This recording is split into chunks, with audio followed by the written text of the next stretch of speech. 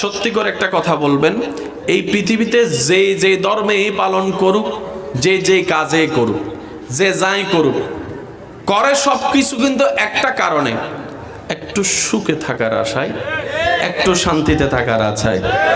আর একটু জোরে বলেন ঠিক কিনা?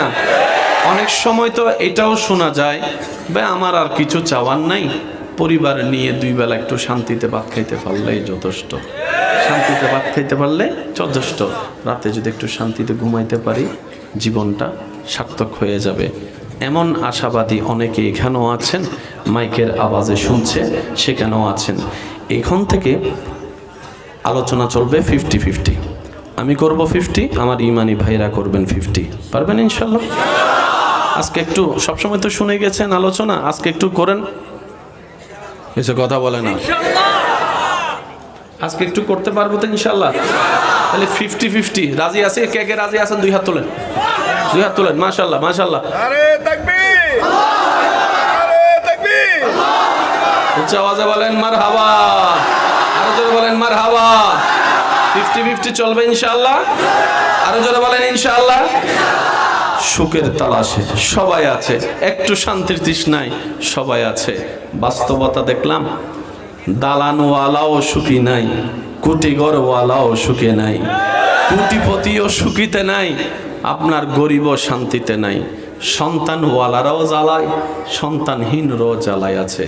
যারা বিয়ে করে নাই তাদের চিন্তা কখন বিয়ে করব, আর যারা বিয়ে করছে তারা আফসোস করে কেন যে বিয়ে করলাম, কেন যে বিয়ে করলাম।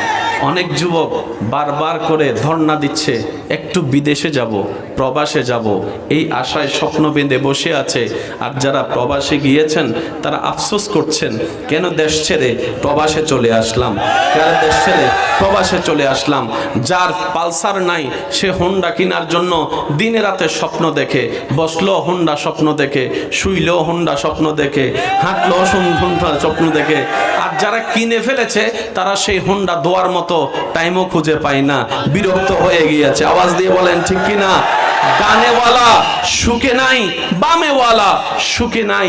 শান্তির আশায় সবাই তৃষ্ণার্ত, কিন্তু বাস্তবতা কারো চেহারার মধ্যে মনের হাসি দেখা যায় না, মনের হাসি দেখা যায় না। কথা বলেন ঠিক কিনা? এইরকম সুখ শান্তি তালাশে এক ব্যক্তি 1000 কোটি টাকার মালিক, টাকার কোনো যার অভাব নাই, সে সুখ শান্তি তালাশের জন্য বাংলাদেশ থেকে ভিসা করে বাহিরের দেশে চলে গেছে একটু শান্তির আশায়। লন্ডন গিয়ে 3 দিন থাকার পরে দেখে লন্ডনও আর তার শান্তি লাগে না, লন্ডনও আর তার শান্তি লাগে না, লন্ডনের মধ্যে আর তার ভালো লাগে না। এবার সেই ভিসা লাগিয়ে সিডনি চলে যায়, সিডনির মধ্যে থাকার পরও সেই বাস্তবতা একই অবস্থা। তারপর চলে যায় আমেরিকার মধ্যে, সে স্বপ্নের দেশ আমেরিকার মধ্যে, ওয়াশিংটনের মধ্যে ঘুরতে থাকে, নিউ ইয়র্কের মধ্যে ঘুরতে থাকে, 1000 রকমের অ্যাডভেঞ্চার নিতে থাকে, মজা নিতে থাকে। দেখা যায় একদিনের পর সেটাও আর ভালো লাগে না। যে শান্তির তালাশে সে ঘুরছে, কোথাও সে শান্তি সে পাচ্ছে না, সে বারবার ব্যর্থ হয়ে যাচ্ছে, বারবার ব্যর্থ হয়ে যাচ্ছে। এবার সে ভাবনায় পড়ে গেল, কোটি টাকার অভাব নাই, গাড়ি আমার অভাব নাই, বাড়ি আমার অভাব নাই, শান্তির কেন এত অভাব, শান্তির কেন এত অভাব। সমস্ত কিছুর মধ্যে ব্যর্থ হয়ে আপন দেশে ফিরে এসে নিজের রুমের মধ্যে লাইট বন্ধ করে, দরজা বন্ধ করে সে খাটের মধ্যে বসে আছে।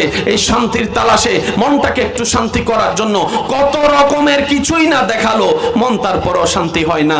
কত কিছুই না খাইলো, মন তারপরও শান্তি হয় না। কত জায়গায় না ঘুরলো, মন তার শান্তি হয় না। কত কিছুই তো করলো, মন তার শান্তি হয় না।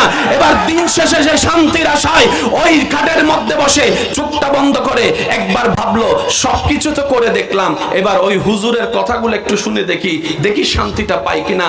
সেই চিন্তা ভাবনা রেখে যাই নামাজটা বিছে রবের দরবারে সিজদায় মাথা ঝুঁকাই দিল, সিজদায় মাথা ঝুঁকাই দিল, সিজদায় মাথা ঝুঁকাই দিল।